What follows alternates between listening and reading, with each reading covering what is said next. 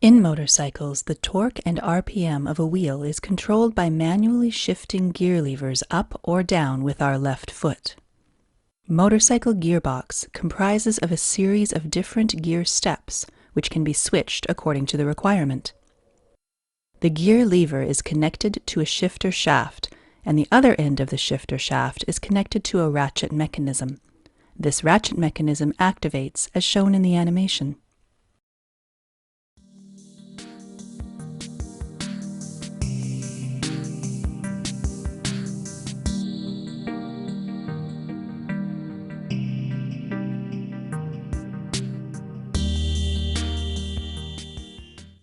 The purpose of this ratchet mechanism is to rotate the shifting drum at specific angles.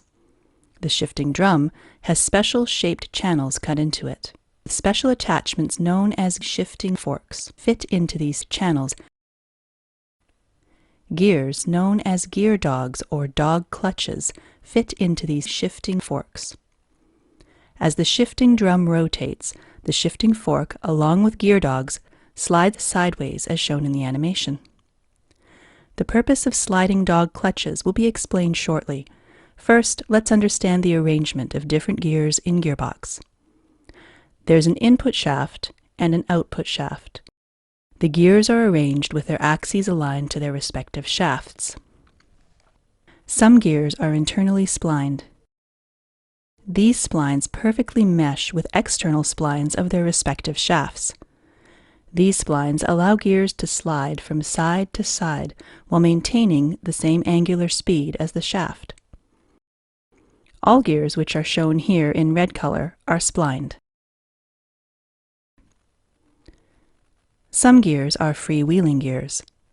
These gears can freely spin about their axes, but cannot slide sideways along the shaft.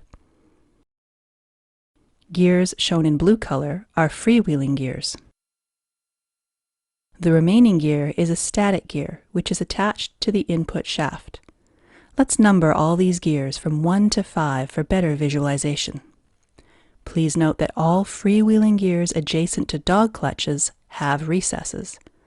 The dog teeth can slide into these recesses and lock these two gears with each other. Now let's see how power is transferred with different gear ratios in a gearbox. One thing you can observe here is that every splined gear is meshed with a freewheeling gear.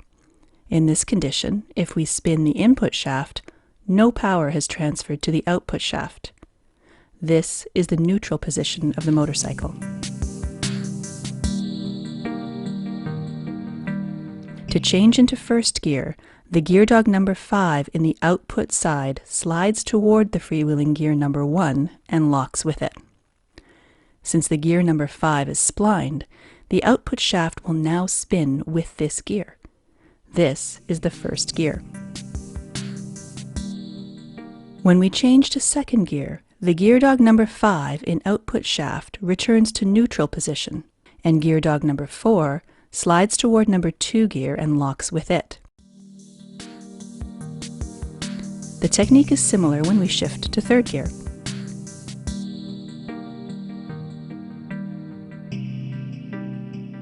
The fourth gear, and the fifth gear.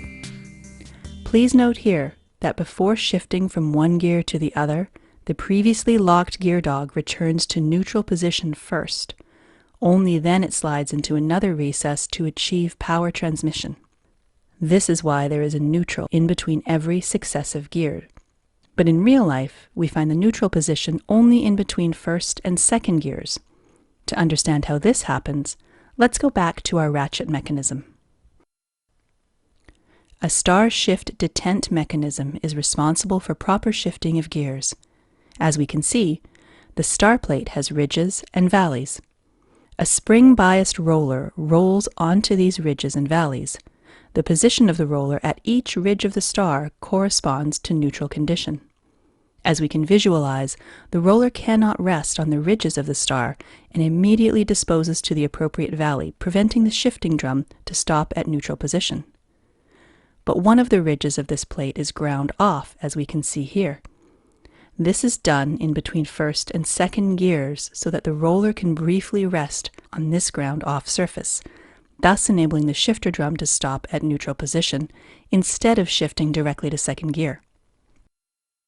The transmission system we showed here is known as constant mesh transmission system because all gears remain engaged with each corresponding gear mates at all times.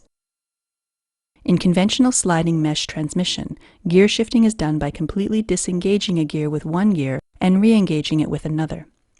It involves complex mechanisms, and drivers need tremendous skill to operate them. In addition, imperfect meshing causes gear teeth to grind and wear. The constant mesh transmission completely eliminates this problem, as you might have noticed that some gears are only partially engaged sometimes. But this is not a problem because they are not transmitting power at this moment. Only those gears which are transmitting power need to be fully engaged at that instant. We hope you learned something today. Thanks for watching.